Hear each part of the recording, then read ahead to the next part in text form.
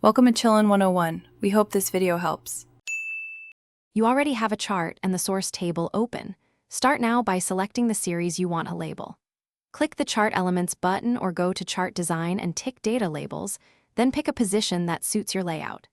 If you plan custom labels, create a column beside your data with the exact text, including units or percentages. Once done, make sure the chart and worksheet are visible side by side so you can map labels in the next step.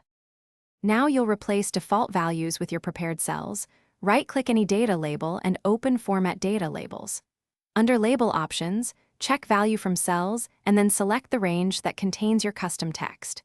Make sure to uncheck conflicting options like Value if you only want custom text, or leave Percentage checked if you want both.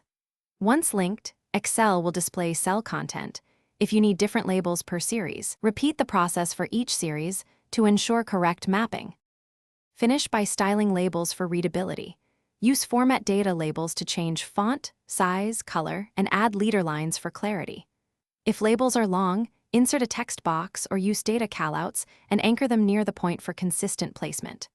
Once done, save a copy.